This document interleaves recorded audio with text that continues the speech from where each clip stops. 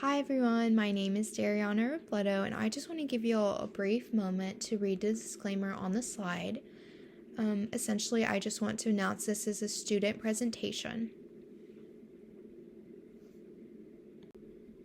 Okay, I am so ready to get into it. So essentially today I will be presenting to you all about BPA exposure. My role today is I'm an environmental health specialist for the Arkansas Health Department, and I will be presenting to you all, the residents of Delano County, regarding y'all's concern about health effects related to BPA. I've heard y'all's concerns and I've prepared a presentation that not only validates your concerns but provides more information so we can dive deeper into the effects of BPA and how we can minimize them. I have prepared a list of discussion topics that we will be covering today. They range anywhere from what is BPA, where is it found, so that will cover anything from why is it used in manufacturing, how has it changed over time. Additionally, we will be covering how are people exposed to BPA and what can these exposures mean, how does it enter the body, who might be at a greater risk of higher exposure. And our third topic will be how can we reduce BPA exposure in daily life? If we can't eliminate it completely, how can we reduce it to minimize the effects on our health? Okay, so we will be starting off with kind of a sad note, but I just want to note in Arkansas Department of Energy and Environment is responsible for monitoring things and regulating things such as water quality, hazardous waste, and air pollution, and they of course follow APA guidelines. The state has systems in place to protect our environmental health. However, when it comes to BPA monitoring or reduction, there is no specific state program right now that focuses on BPA's effect on our health. There aren't any public reports that track BPA levels in our water, soil, or in our people here. This is important to know because most of our data will be nationwide. There is little to no data for Arkansas specifically. Okay, well, what is BPA exactly? BPA is a synthetic chemical and it's used to make polycarbonate plastics and epoxy resins. So it allows the plastic to be clear, lightweight, and durable. And in terms of the companies making it, it allows for a lot of profit because it can be relatively cheap to make, and because it is so lightweight and durable, the products will last a long time. It has been part of manufacturing since the 1950s, so there's millions of these products everywhere. If you were to open a cabinet in your kitchen, I can guarantee you'd likely find at least one item with BPA, even if you are cautious and avoid BPA items. Okay, let's talk about what makes BPA so special. So like I mentioned, it helps make the plastic strong, clear, and lightweight, which makes it very useful for food packaging and everyday household items. Additionally, it creates a protective lining inside metal cans, and what this does is prevent food and drinks from reacting with the metal and spoiling the food, which is a very interesting concept. Additionally, BPA-based materials are inexpensive, long-lasting, and like I mentioned previously, resistant to breaking, which is why manufacturers love them. Even nowadays, when concerns have been increased about BPA and its effects on our health, BPA is still very largely used. And like I mentioned previously, this is because it is cost-effective and very easy for large-scale production. Health is a lot of times not the priority of manufacturing brands. BPA is a health concern. It is an endocrine disruptor, meaning it can mimic or interfere with natural hormones in the body. Specifically, BPA is very similar in form to a form of estrogen known as estradiol. Just as a brief reminder of what hormones do in the body, they regulate growth and development, reproductive function, stress response, and metabolic and weight regulation. These tasks are vital for a functioning and healthy body. Even small hormonal disruptions can have major effects, especially if these disruptions are during times of development such as pregnancy, childhood, and adolescence. When did BPA rise to fame? Well, it first was produced in 1957. However, it wasn't until the 1970s when it was majorly produced and used. Around 2010 is when medical experts first started to wonder and raise concerns about BPA's effect on people, specifically infants and pregnant women. While I am insanely happy that BPA was removed from many baby products such as bottles and pacifiers in 2012, I am still saddened by the fact that many years have passed and BPA is still commonly found in canned food linings, certain plastic containers, thermal receipts. All of these are products that we have contact with on the daily. Canned vegetables, soups, fruits, sodas. These all very likely contain BPA. Plastic water bottles, especially, and reusable drink containers, a lot of times also contain BPA.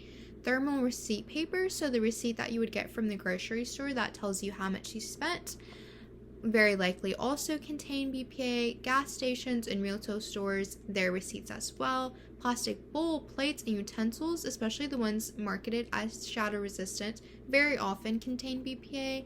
Water cooler jugs and some very large plastic kitchen pitchers also contain BPA. BPA is everywhere, unfortunately. And one thing that I want to note, just a positive note, is as of 2012, BPA is no longer widely used in baby bottles and sippy cups. So that is a positive for us.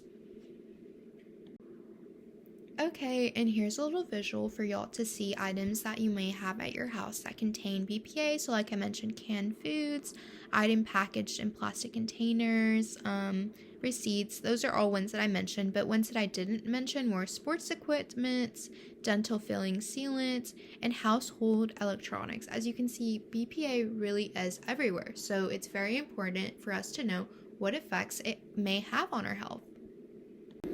Let's talk about how BPA enters the body. So the most common way would be ingestion. BPA can leach from the packaging onto the food and beverages that you consume. There's certain habits that will increase the likelihood of leaching. This, of course, includes microwaving, dishwasher use, additionally exposure to sunlight. It is important to note that once your Tupperware has been scratched, if you suspect it has BPA, it is time to get rid of it. Another way BPA enters the body is through skin absorption. So when you handle the receipt that you get at the grocery store, just through the simple touch of grabbing the receipt, you have now been exposed to BPA. This is especially worse if your hands are moist and oily. The third way for BPA to enter your body would be inhalation. Trace levels of BPA are found in indoor dust, and this can enter your body from plastics and other household products. This slide shows you the similarities between estradiol and BPA. The CDC has reported that over 90% of the people in the United States have measurable levels of BPA in their urine. While BPA will leave your body within a few days, because exposures happen every day, your levels of BPA will remain steady over time. Your exposure levels will vary based on your lifestyle, so if you eat a diet full of canned foods and bottled water bottles, your BPA exposure will be higher, so your risk will also be higher. Additionally, if you're heating Tupperware containers and eating from them, your risk will also be higher. A third thing is your frequency of handling receipts. If you are a cashier and you're constantly touching the BPAs and receipts, your exposure will of course also be higher. Many of us have been told to avoid leaving our water bottles in the car on a hot day.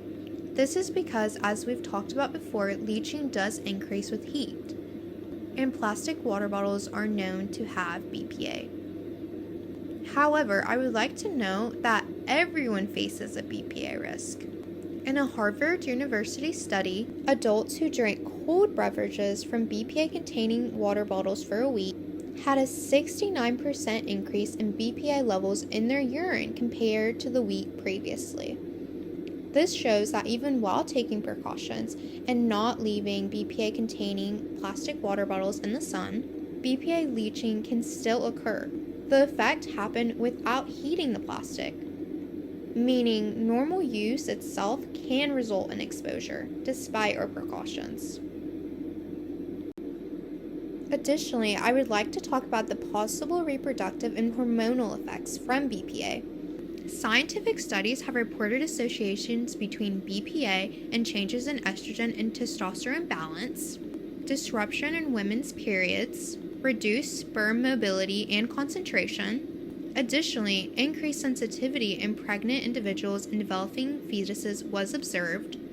Like I mentioned previously, the strongest effects happen during periods of rapid hormonal development, such as pregnancy, infancy, and puberty.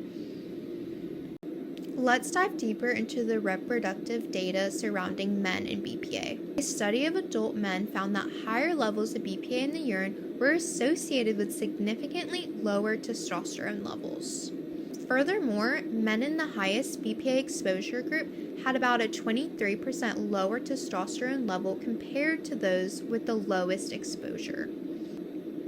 This emphasizes that while pregnant women do have to be careful of BPA, men in their reproductive age also have to be careful of it too. It can affect their fertility. Moving on to women reproductive data, in a study of women undergoing IVF, those with higher levels of BPA had fewer retrieved eggs and also lower embryo quality.